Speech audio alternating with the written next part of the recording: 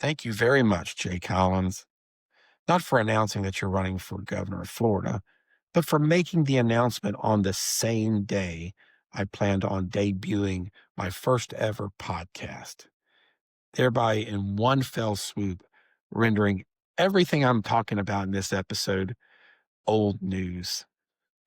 Thank you very much, Jay Collins. Our podcast is coming up right after this.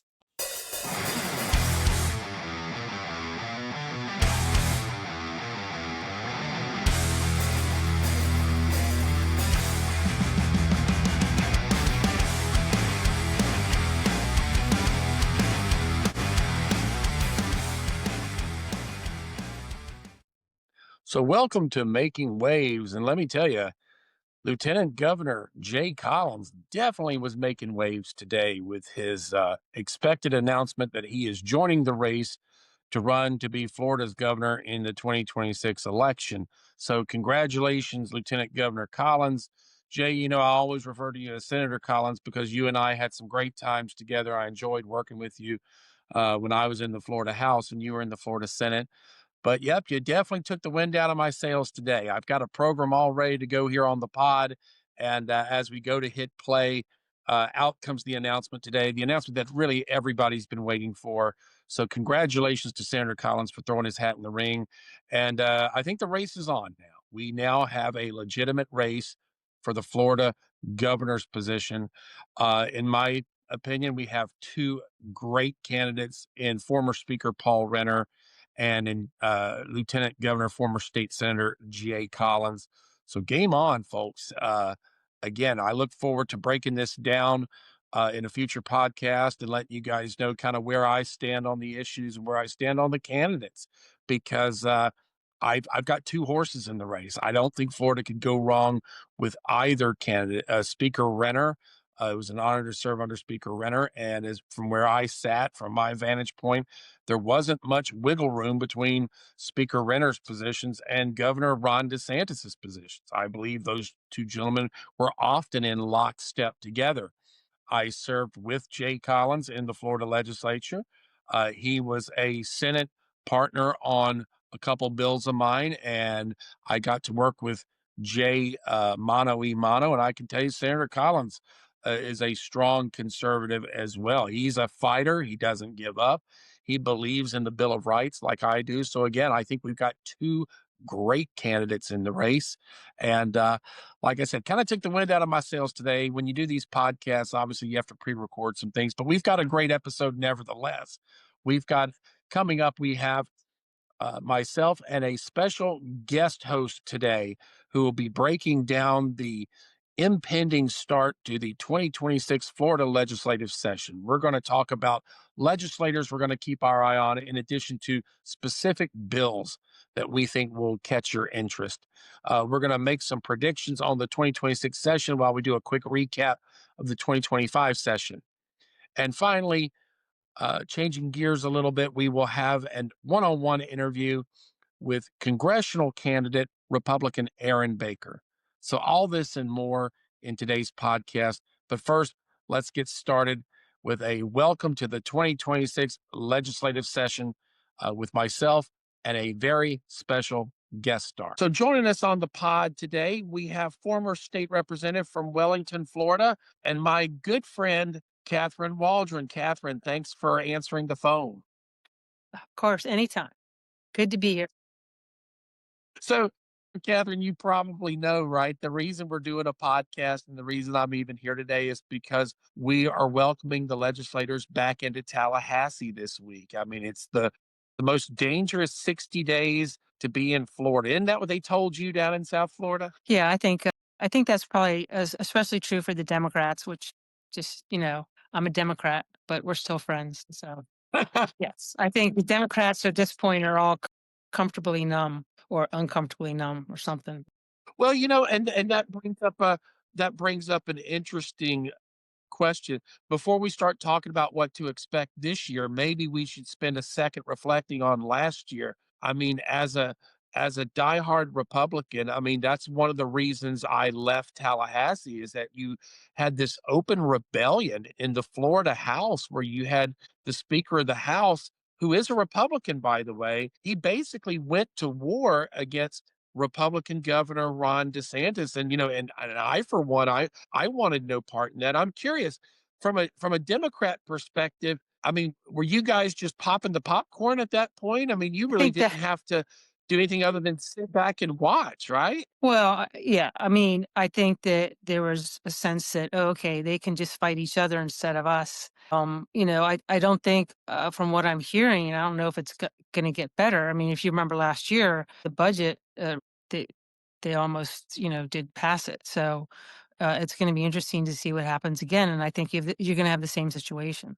That's my guess. Well, and that leads us into the 2026 session, because one of the reasons I wanted to make this podcast was, people are going to need somebody to kind of walk them through the process. And hey, what's going on? Aren't these people on the same team? And so, looking forward to 2026, what's your prediction? Do you have any thoughts on what you think we're going to see in 2026 as far as the legislature? Yeah, I think, the big issue is going to be, of course, the budget, the redistricting, right?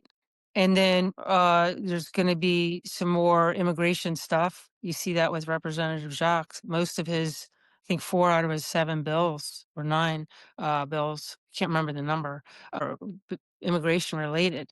So I think those will be the big ones. And the homesteading is a big issue too, ad valorem taxes, diminishing those for some of the homesteaders, which could impact a lot of the services that you see in some of these counties, and that could have an impact. So, My prediction, I think we're probably going to see more of the same that we saw in 2025. I think these things are setting up to be potentially divisive in terms of, fracturing, party unity and party loyalty. I can't imagine that those differences were put to rest last year. Like, for example, there's some important bills that are ready for the House floor already. We may talk about one of them here in a minute, the free kill bill. We know that that's a bill that people feel very strongly about, but it did not survive a governor's veto last year.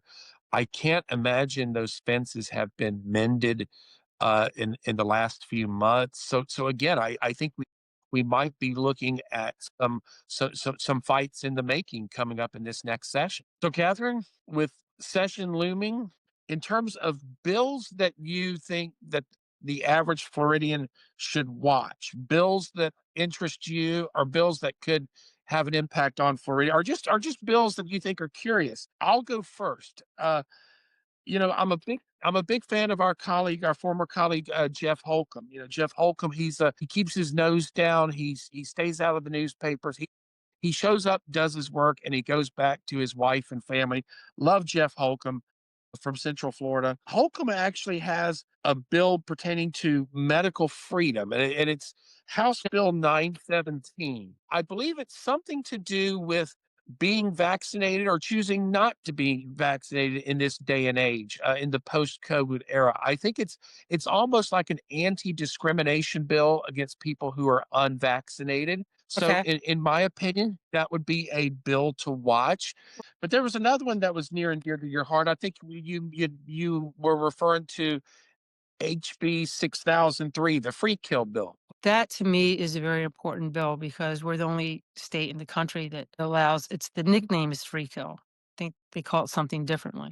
But if you don't have any dependents, then you're operated on, and you even through malpractice on the part of the doctor, and if you have no dependents, no family members, adult family members can sue. So this is really not a political bill. House Bill 6003. It's run by Representative Dana Trabulsi, and the partner in the Senate is also Republican Aaron Grawl. So we're not talking about a partisan bill. We're not talking about a politically charged bill at all. It's just a matter of opinion, really. And I'm with you on that one. I'm going to be watching that bill closely. Well, and speaking of which, I've got a couple bills that I've highlighted that I think are really just interesting more than anything. The monuments bill is back. That's the bill protecting our heritage and protecting our monuments. House Bill 455. Representative Black is running that. I was a co-sponsor on that last year. That's a bill that usually brings out a lot of debate, a lot of back and forth. Again, it'll be interesting to see if there's any momentum this year. So I wanted to ask, another representative their idea as to legislators to watch. Okay. I say Representative Jeff Holcomb and Representative Bernie Jacques. You're talking about two uh, hardcore Republicans, two strong leaders. In the case of Representative Holcomb, he seems to have a few bills that have already been withdrawn, which usually means Yeah, that there's that's been weird, some right? controversy stirred up behind. Yeah, exactly. I mean, he had an ivermectin over the counter bill that's no longer there. So I hopefully I'll get a chance to talk to Representative Holcomb about that bill because I would have been in favor of that bill. But I say watch Representative Jeff Holcomb. Again, watch this representative, watch his bills. He's got a lot of bills that I think would have a lot of popular support. And then you and I also mentioned earlier Bernie Jacques. Bernie's just always someone who seems to get his bills across the finish line. He has signed his name on to several bills that I think have already been written about in the press, real red meat bills as far as Republicans go. He's also a co sponsor on the monuments bill. He's got the E-Verify bill. He's got the bill basically.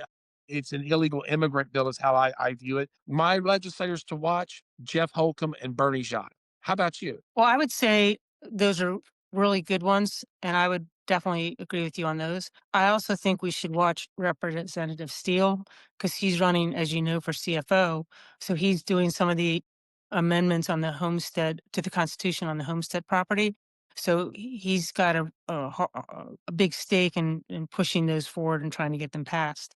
And as you know, there's a lot of different homestead property tax bills going on right now that have been filed. So I would say watch what he does with those bills because he's got a reason to push those pretty hard. Well, hey, I tell you what, that's exactly the kind of insight that you would expect from a former state representative. Thank you so much for sharing that insight with us, Catherine, and making all of Florida better. We'll talk to you down the road. Hey, anytime. Good to see you. Thanks. Bye Good bye. to see you again.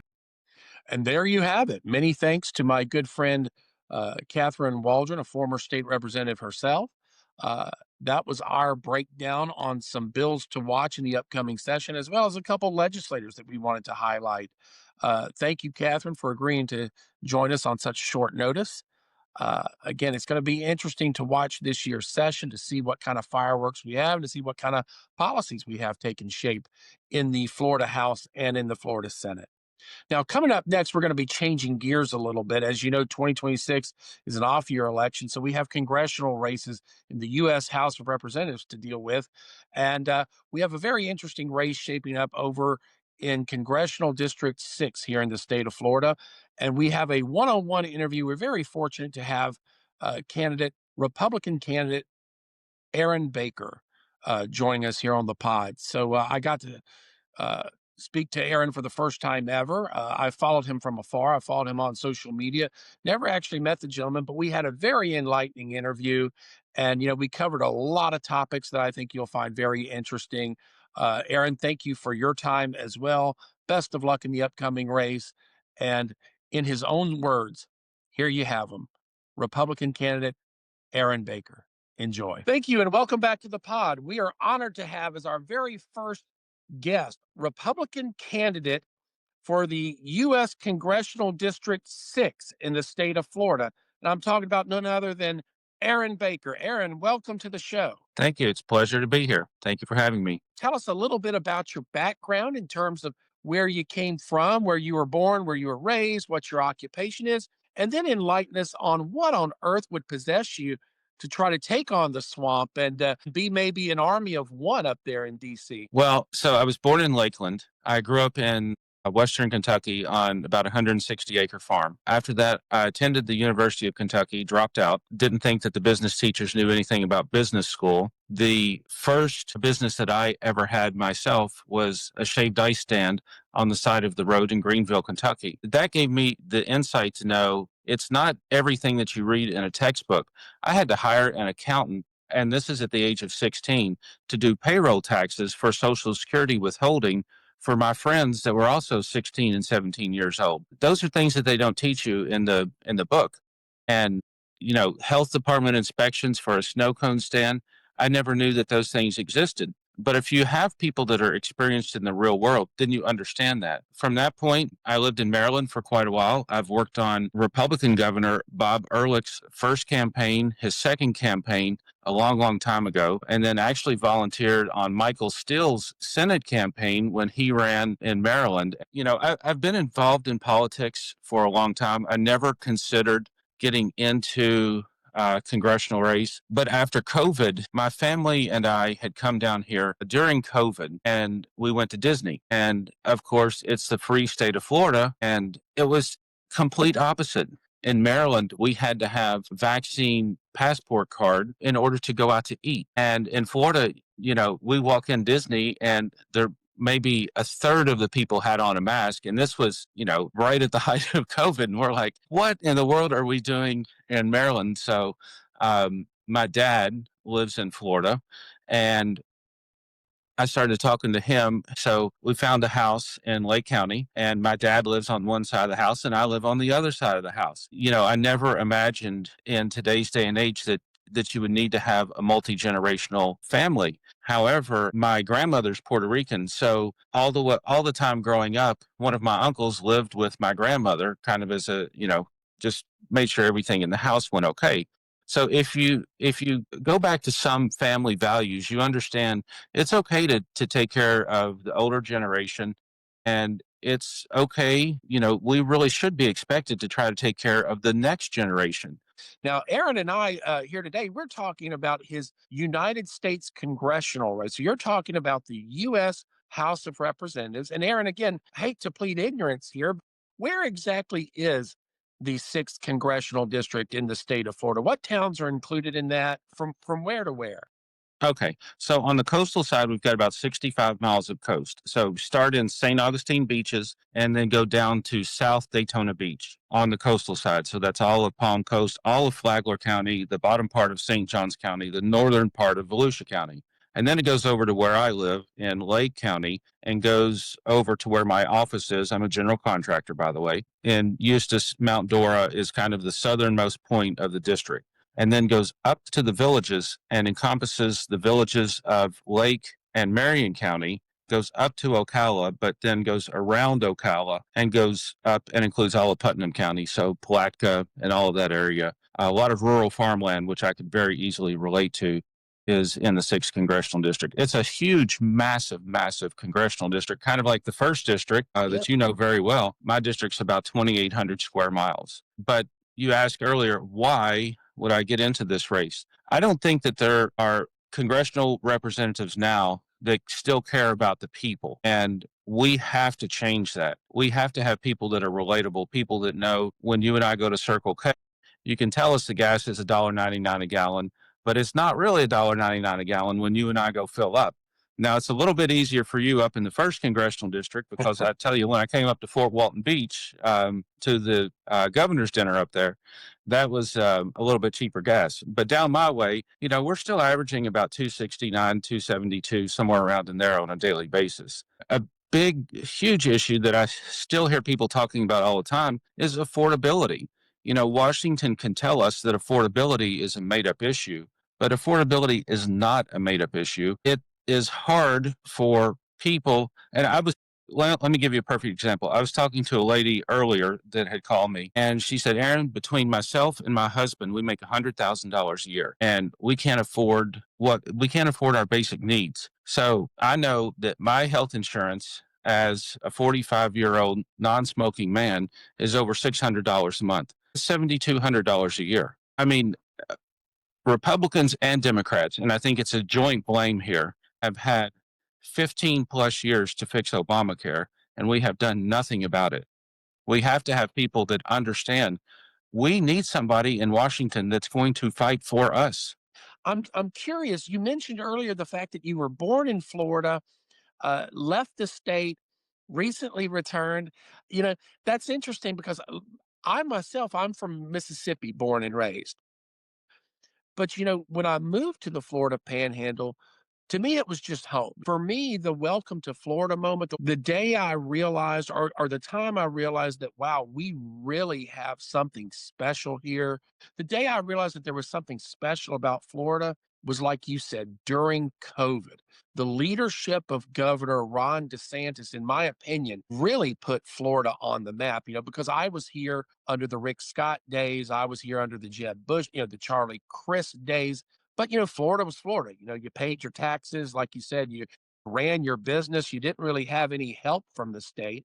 But under Governor Ron DeSantis, we turned the corner. We made this state very business friendly. We made this state just really the bastion of freedom for other states to look at in the United States of America. And I'm wondering, did you have a moment like that when you made the decision to come back home? Was there a moment when you realized, hey, we got something special here in Florida, and I want to be a part of this? So I've always appreciated Florida, but I think somewhere along the way, to your point, I didn't truly appreciate how good it was until my family would go on a cruise every year. And then during the pandemic, we couldn't go on a cruise. So we said, what are we going to do? So we said, well, let's go to Disney. And then when we came to Florida, I said, what in the hell am I doing in Maryland? Get me on the next train south to Florida, I mean, and I packed up and I'm like, okay, you know, my dad was still as a comptroller for a roofing company, and the contractor that I worked for in Maryland wanted to expand his business footprint in Florida, and he had a license in Florida.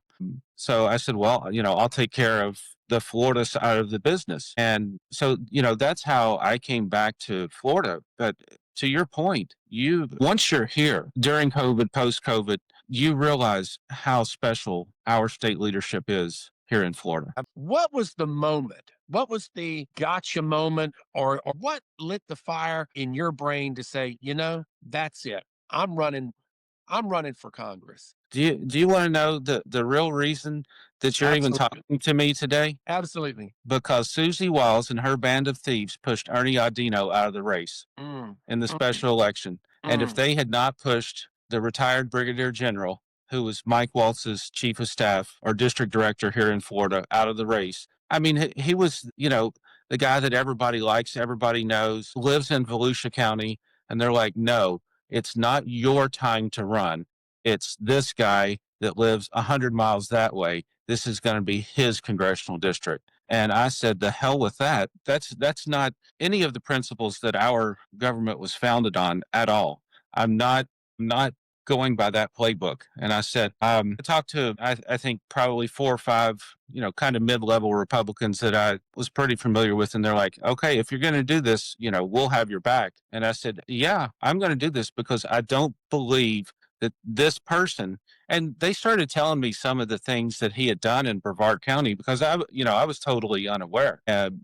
When you withhold funding from the Brevard Zoo for $2 million because they won't let you have a political fundraiser there, that's the very definition of political corruption. And guys, who Aaron's referring to, he's referring to his opponent in the upcoming Republican primary. And we'll definitely have plenty to say about that in just a minute. Aaron, I'm going to give you another little quick hitter. What issue would you like to highlight in your district? What's something that the voters in your district really are looking for that you think will resonate with them, that you will stand for? Number one above anything else is beach erosion. The people in this congressional district along the coast want an answer for beach erosion. They want the Army Corps of Engineers to come in and come up with a long-term plan where we can have secured funding long-term to mitigate beach erosion. Let me give you an example. In Flagler County, they need $12.3 million a year to address beach erosion mitigation. Okay, so either the Army Corps of Engineers steps in and says, okay, we're going to take care of this, and we can pass a federal law that says we're going to protect our beaches, very similar to like what Joe Biden did in Delaware, where Army Corps of Engineer takes care of all the beaches in Delaware. We can do the exact same thing in Florida, where it's the federal responsibility. And I'm not big on, the federal government being in charge of anything because they're not good at it. However, the one place that they are good at doing something is the Army Corps of Engineers is great at their job. So I would really like to see that because that affects two other options to pay for that: have cent sales tax or higher property taxes. And my 900,000 people here in the 6th congressional district don't want to do either one of those. Gotcha. Well, you mentioned something earlier that I think we should probably spend a little bit of time on. You mentioned the opponent that you're going to have in the Republican primary. Now, and for the viewers that are out there, Randy Fine is now a member of Congress.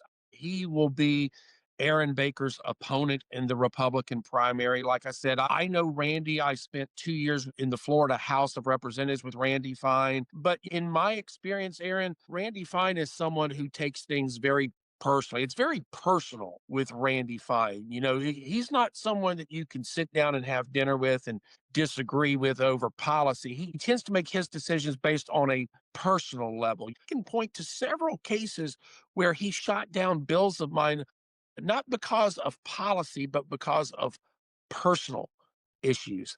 And I'm just curious, how much do you know about your opponent? And in the course of that special election, were you hearing stories like I just told you? Absolutely. And let me give you a perfect example. Even to this day, I have one gentleman that I'm working with that has a problem with the VA.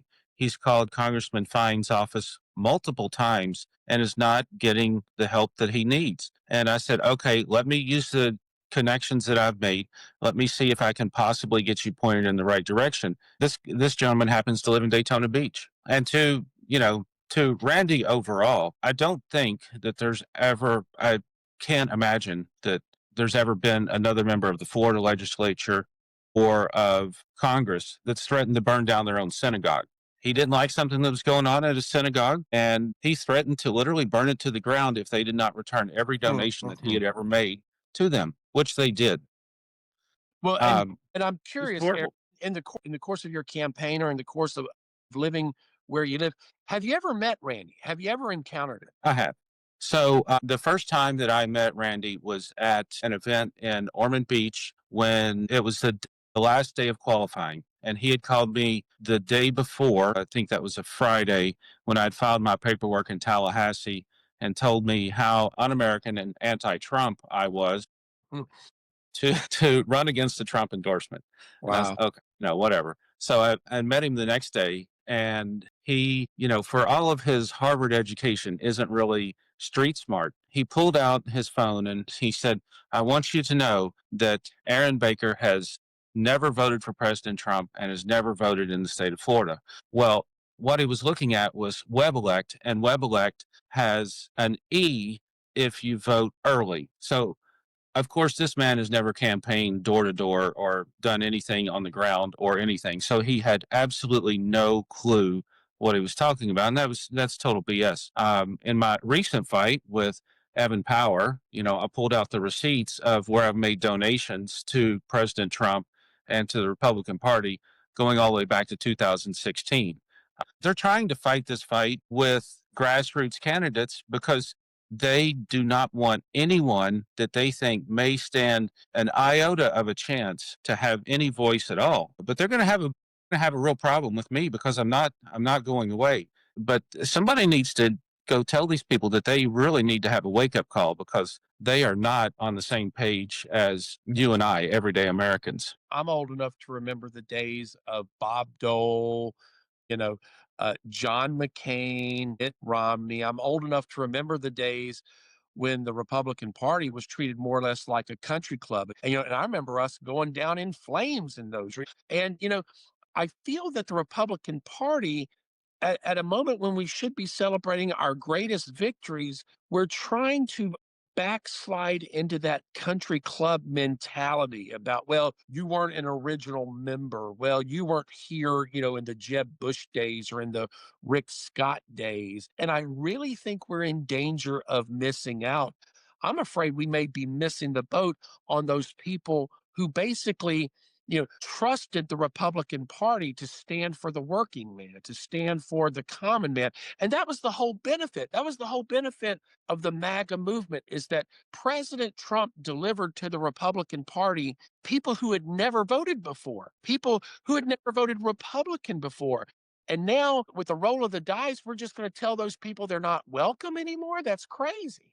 President Trump turned all of these voters out during his elections. Governor DeSantis turned all these voters out during his second election. And that's why Governor DeSantis won by 20 points. We don't have the luxury of either one today. So, what are we going to do in the midterms? You know, people still feel like their checkbooks hurt. So, we have to be the party that gives people hope. And if you think people like Randy Fine are the politicians that are going to give the average everyday people any hope at all, well, let me give you an example. I always set up at First Friday in Flagler Beach. Veterans Park at Flagler Beach has great big area where, you know, everybody can set up their tents. I always go because I think it's a great place to get candidate petitions. Last week when I was there, the Democrat candidate that's from Volusia County came and set up right next to me, and the Democrat Party of Flagler County set up on the other side of me. So is Evan Power telling me that I am not a grassroots warrior and that he does not want anyone at Flagler Beach trying to fend off Democrats literally on this side and on this side,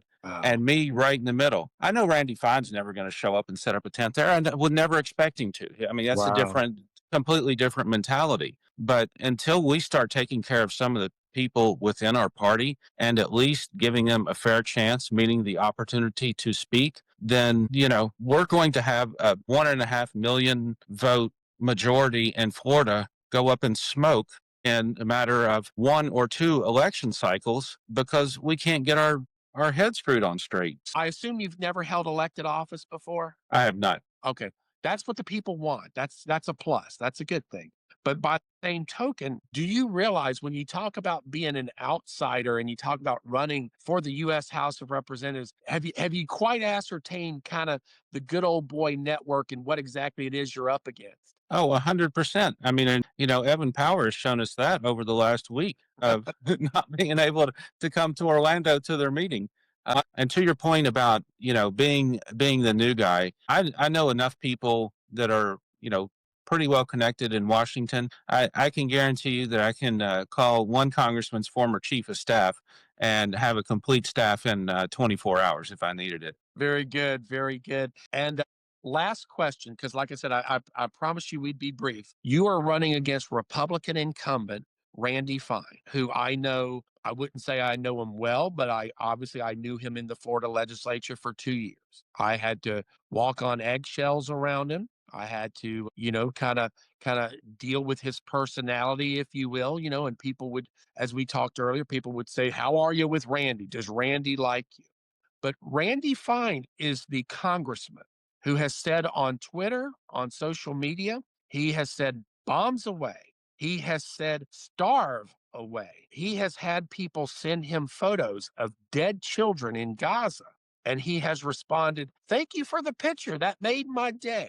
So, Aaron, And he also said, and this was on CNN, he said, "We nuked Japan twice. Maybe we need to do the same thing here." So we literally have a sitting member of Congress calling to nuke an area in the Middle East. well, And Republican leadership can't say anything to him because the majority is so slim. Now, let's say worst case scenario, Randy Fine gets reelected. Okay. And I'm not successful. And the Democrats take over the House. Well, okay, guess what they're going to do? They're going to expel him on day one. Well, and I want you to understand, just in my limited dealings with Randy Fine, what you see is what you get. So all the statements we were referring to about bombs away, that's not a character. That's not a persona. That's not No, that's what he believes. that is what he stands for. And so I'm glad you realize what you're up against. And I'm glad you realize the nature of the beast. I guess if I had to give you a parting question, I guess my question would be, how do you address the elephant in the room? How do you address the behavior? Because I can tell you, my 2 years in the Florida House of Representatives with Randy Fine, no one put him in his place. People were afraid to confront him. People, they enabled this sort of behavior, right? And unfortunately, no one put the brakes on in the Florida House. No one said, "Hey, this is disgusting. We're not going to stand for this." I guess my question to you would be, how do you address the elephant in the room? How do you address the horrible behavior? How do you address the reprehensible things that have been said and posted while still allowing people to understand that, look, I'm not anti-Israel. I'm anti-Randy Fund, because anyone who disagrees with Randy Fund, he immediately takes to social media and calls them an anti-Semite. You know that. You've seen that. Absolutely. I mean, I know for a fact that Randy Fine told people in the last election that I was anti-Semitic. I have always said I'm not anti-Semitic. I said I personally do not support the Greater Israel Project. I support a two-state solution in that region. Okay, period. That does not mean that I don't care for Jewish people. I think that every single religion that's in Florida, whether you're, if you're Christian, if you're Jewish, if you're Muslim, if you're Hindu, whatever your religion is, that is a protected class. I don't think that anybody should go after you because of your religion. So I completely disagree with the fact of, someone saying, well, you don't support Randy Fine, so that makes you anti-Semitic. And he's already said that about me. I understand that I'm playing with fire, but what I do is I have my folder, and I have printed out where he said, nuke Gaza. I printed out where he said kill them all, and I printed out the picture of the dead baby where he says, and they say, how do you sleep at night? And he says, quite well, actually. I've printed out where the news article of where he called Jennifer Jenkins, a school board member in Brevard County, a WHORE. His words, Mhm, not mine. I mhm. printed out the Brevard Zoo incident. I've printed out where he threatened to burn down his own synagogue. People, when I show them that, when I am giving a speech, and maybe that was my problem, at the last RPOF, I held up the sheet where he threatened to burn down his own synagogue. So maybe, maybe that was Maybe that's it. that was the Hey, maybe that's it. I don't know. I just remembered that. But everywhere that I go, that I speak, I make people aware of, what we're actually up against. And, what do we want out of a congressman? We want somebody that's going to take care of us and care about us. That's it. It's that simple. And they sure as heck want somebody that occasionally, not all the time, but just occasionally is going to show up. And they're like, Aaron, we see you everywhere. And I said, okay, well, guess what? Let me give you a simple question. Do you believe that I'll show up? And the answer is always yes. I mean, last night I was at the event that we were at. Shabbos Kestenbaum was there as one of the two speakers, and he makes a very strong case for the state of Israel. I don't agree with all of his talking points, but I still believe that everyone should be able to have their voice heard. And you shouldn't be called names. You shouldn't be called or you shouldn't be called un-American and anti-Trump because you believe in what our forefathers uh, founded this country on, that this country is founded for we the people. Doesn't say anything about your RPOF chairman being a registered lobbyist for 12 different companies or for, 12 different entities. We have got to get back to where this country works for we the people. well, boy, I tell you what, that is a perfect note to end on. Well, hey, listen, Aaron, I appreciate the talk.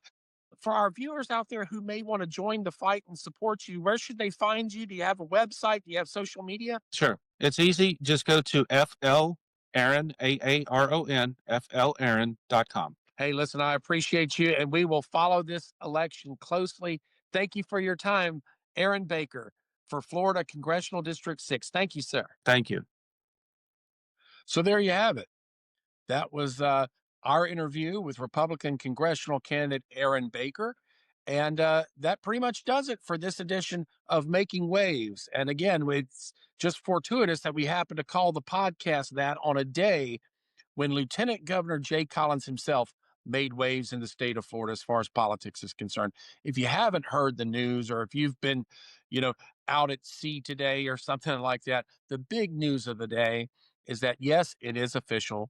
Lieutenant Governor Jay Collins has officially thrown his hat in the ring in the race to be Florida's next governor. I'd like to offer my congratulations to former state senator and current Lieutenant Governor Jay Collins. He's a colleague of mine. And, I'm very blessed to have two of my favorite former legislators running in the gubernatorial race, former Speaker Paul Renner and current Lieutenant Governor Jay Collins. Guys, we're going to be looking at this race very closely over the next several months, and I look forward to speaking with each one of you, hopefully here on the pod. But again, hopefully that wasn't too bad for an initial episode. We had former state representative Catherine Waldron give you her breakdown and her opinion on things to watch in the upcoming legislative session. We also had a Republican congressional candidate here with a one-on-one exclusive interview. And, we had some breaking news in the form of Lieutenant Governor Jay Collins. So there you have it. We're signing off for tonight. I got to watch my two favorite hockey teams go at it tonight in the Vancouver Canucks and the Montreal Canadiens. It looks like I'm going to have two of my favorite legislators square off in the race for Florida's governor as well. Speaker Paul Renner and Lieutenant Governor Jay Collins. This is going to be a race to watch, folks, and we'll be right here with you every second of the way. And don't you know, somebody's going to be making waves.